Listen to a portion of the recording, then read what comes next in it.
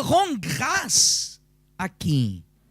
À mon Dieu de tout le souvenir que je garde de vous. Ne cessant dans toutes mes prières pour vous tous de manifester ma joie au sujet de la part que vous prenez à quoi? À l'Évangile. Depuis le premier jour jusqu'à maintenant. Amen. Regardez ce qu'il dit au verset 5. De manifester ma joie, dans ses prières, il disait, de manifester ma joie au sujet de la part que vous prenez à quoi? Depuis le premier jour jusqu'à maintenant. Regardez le pasteur. Combien sont les personnes que lorsqu'elle a pris connaissance de l'Évangile, lorsqu'elle est arrivée à l'église, elle a pris connaissance de l'Évangile, au bout de quelques jours, c'était visible dans ses regards, dans son visage. La joie de cette personne, parce qu'elle a pris connaissance de quoi? De l'Évangile. L'Évangile qui représente la bonne nouvelle, qui veut dire la bonne nouvelle, le salut, la vie, la lumière, la joie, le bonheur, la paix. Après les conséquences, c'est tout ce qui arrive. Mais l'Évangile, c'est la bonne nouvelle. La bonne nouvelle, c'est quoi? C'est la paix, l'amour, la joie, le bonheur, la santé. Et une chose arrive après l'autre. Il le dit comme ça, jusqu'à maintenant. C'est-à-dire, cette joie, je la constate depuis le premier jour, il le disait aux Éphésiens, jusqu'à maintenant. C'est-à-dire, je constate que depuis le commencement jusqu'à aujourd'hui, la joie d'avoir connu l'Évangile, d'avoir connu Jésus, elle se maintient toujours comment? Vivante. Et malheureusement, Église, c'est l'opposé qui arrive au milieu de l'Église de Jésus dans nos jours. Quand vous entendez quelqu'un qui dit « Ah, pasteur, avant, ah, pasteur, au commencement, ah, pasteur, quand je suis arrivé. » Cela, c'est incompatible avec la parole de Dieu. Je vais vous donner un exemple. Et ouvrez bien vos yeux pour comprendre l'exemple. Si vous considérez que ce que vous avez reçu et connu au début, c'est mieux que ce que vous êtes en train de connaître maintenant, c'est la même chose, par exemple, que je demande au pasteur Isaac, qui est ici, proche de moi, que je demande au pasteur Isaac. Pasteur Isaac, ça fait combien d'années que vous êtes marié? Ça va faire 11 ans. Comment ça a été ce premier jour de mariage? Vous vous rappelez? Oui. C'était malheureux ou c'était heureux? Merveilleux. Merveilleux. Vous avez dit combien des années de mariage? Ça va faire 11. Et 11 ans après, est-ce que c'est encore? Toujours aussi merveilleux. Imaginez que le pasteur Isaac me dit, c'est bien, mais ce n'est pas comme avant. Imaginez. Imaginez que le pasteur Isaac, il dirait comme ça, ça va.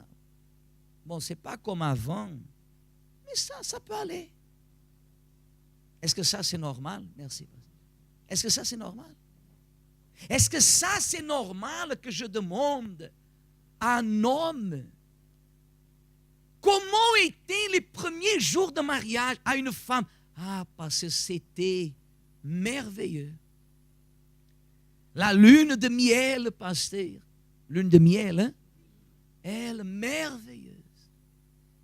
Et aujourd'hui, pasteur, ni miel, ni lune, n'a rien. Est-ce que ça, c'est normal? Maintenant, est-ce que c'est normal que je dise qu'au début, quand j'ai connu l'Évangile, c'était bien? Et maintenant, ce n'est plus comme avant. Est-ce que ça, c'est normal? Est-ce que vous comprenez? Ça, Église, c'est pour vous et pour moi. C'est une analyse que mon épouse Élisabeth, qui est là derrière, elle ne peut pas le faire à ma place. Et moi, je ne peux pas faire à sa place. Est-ce qu'aujourd'hui, je suis plus heureux qu'avant, quand j'ai connu Jésus, ou est-ce qu'avant, c'était mieux que maintenant? Si je me retrouve dans la situation de me dire, ah, pasteur, je suis nostalgique, avant c'était mieux, ça veut dire que la grâce de l'Évangile, là vous comprenez la grâce et la loi, la grâce ne vit plus en moi. Ça veut dire qu'en quelque sorte, je suis revenu à l'époque de l'esclavage.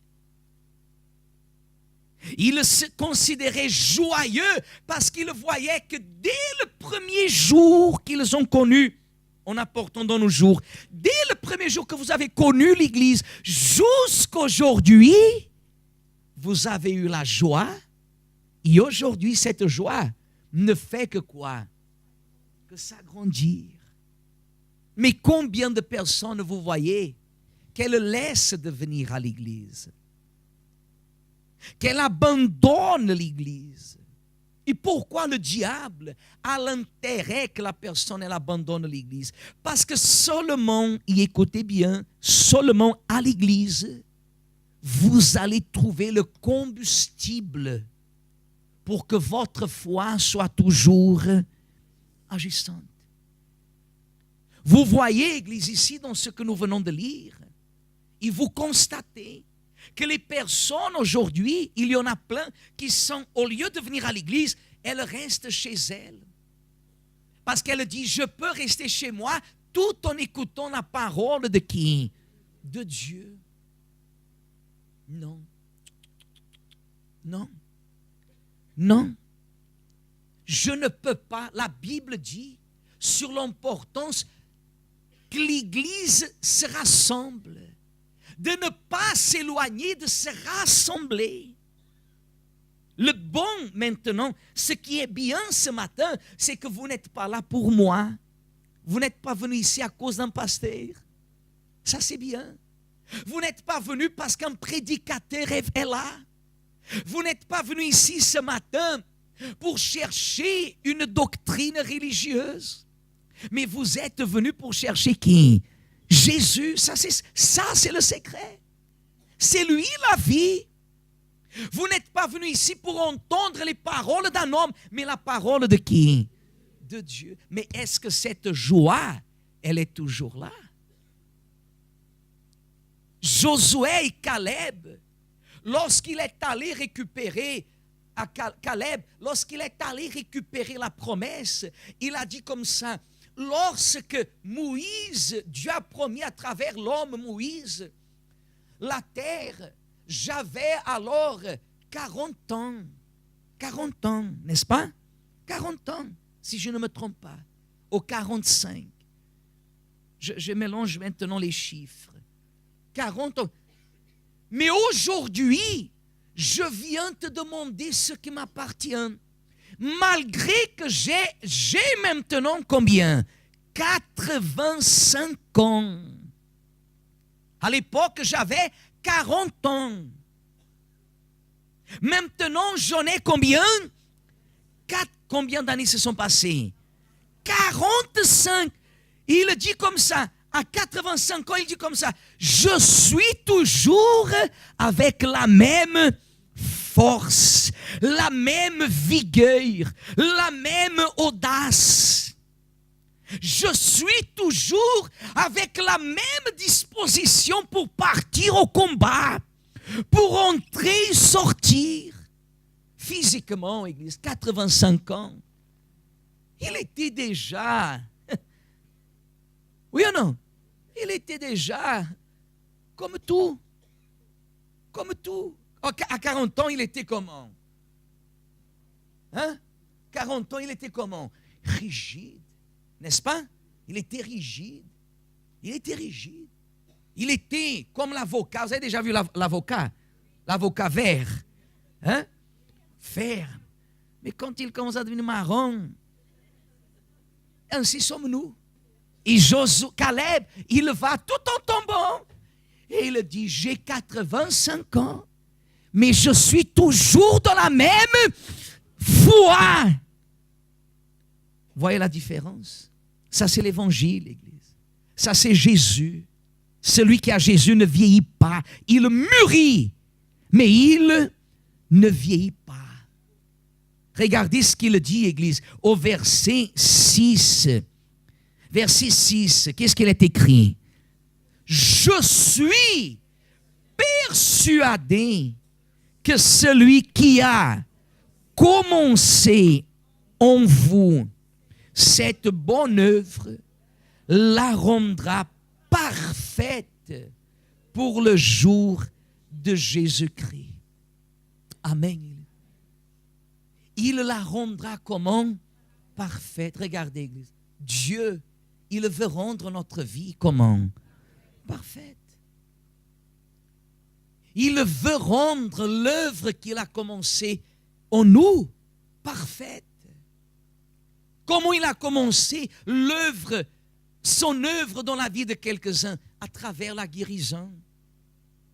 À travers la guérison. Il a commencé cette œuvre à travers le mariage reconstruit. Regardez bien le pasteur. Il a commencé cette œuvre à travers une porte ouverte et elle a eu la légalisation dans ce pays. Il a commencé son œuvre en la délivrant des maris de nuit, des femmes de nuit, de la stérilité, de la prostitution, des vices. Il a commencé cette œuvre en arrachant la personne des ténèbres. Et la personne, elle a eu cette joie. Et elle a commencé à obéir.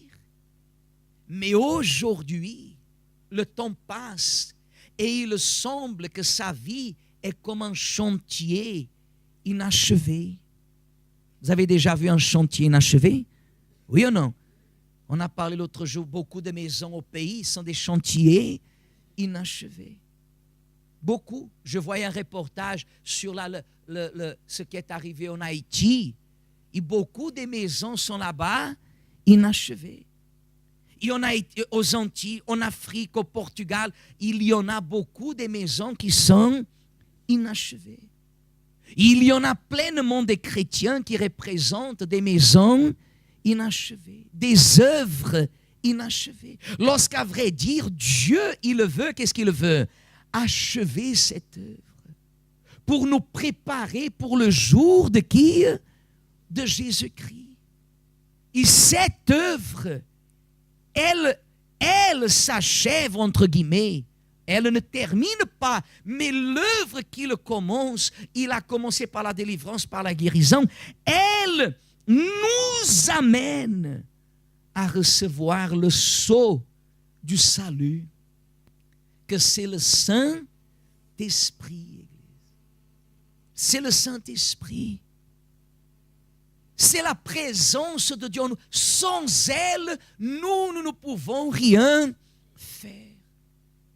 Sans le Saint-Esprit, on ne peut rien faire. On est perdu. Le monde, il avance. D'ailleurs, c'est pour cette raison qu'à partir d'aujourd'hui, dans le monde entier, là où il y a le centre d'accueil universel, on va débuter l'étude du livre de l'Apocalypse à 18h. Et pendant les prochaines semaines, on va parler de tous les signes qui sont en train d'arriver dans le monde et qui montrent l'avènement du Seigneur Jésus. Amen.